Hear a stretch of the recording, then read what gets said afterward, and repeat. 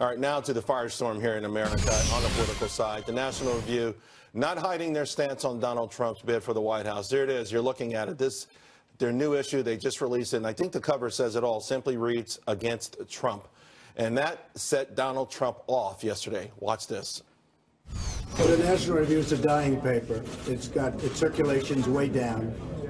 Not very many people read it anymore. I mean, people don't even think about the National Review. So I guess they want to get a little publicity. To the National Review's Katherine Timpf is here. I guess there are a lot of angles to go with this. Before we talk about where you guys are as a business entity, bringing together 22 conservative voices or known conservative voices, they knew that this would be controversial. Right. Why now? Is it because Donald Trump appears to be well on his way to being in the White House? And what a lot of people are saying, why haven't you spoken out before on the myriad of issues, including the rhinos who have taken over the GOP and sort of more or less have been at the beck and call of President Obama?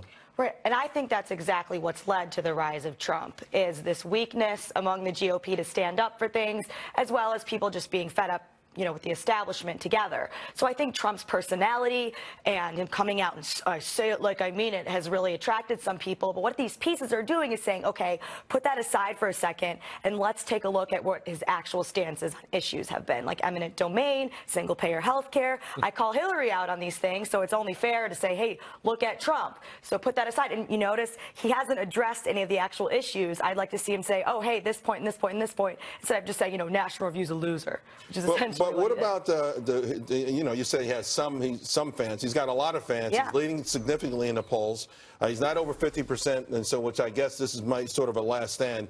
But would you say now the National Review has joined with the establishment Republicans and saying our livelihood is at stake? No, if someone like a Donald Trump wins this thing and he takes away our ability to move the masses, that takes away our ability to make a lot of money. Well, there were a lot of different voices represented, more libertarian-leaning ones, and it was very various. That's why there were so many voices instead of just, the establishment-y type people. Regardless of whether you're establishment-y or not, there's things that should concern you about Donald Trump. I'm a libertarian, personally, so I always have a hard time supporting anybody. I get being frustrated with the two-party system and all that kind of stuff. However, this is a guy who's saying, no Muslims allowed to come into the country. There are things that basically anybody could be concerned about, and we should be talking about his actual stances rather than, oh, I like the guy, or I don't like the guy, or wasn't that funny, and look at who we called a loser today. These are important things to discuss, and he's people refusing who to discuss intend to vote for him are saying, hey, he's made it clear, crystal clear, he wants to protect America.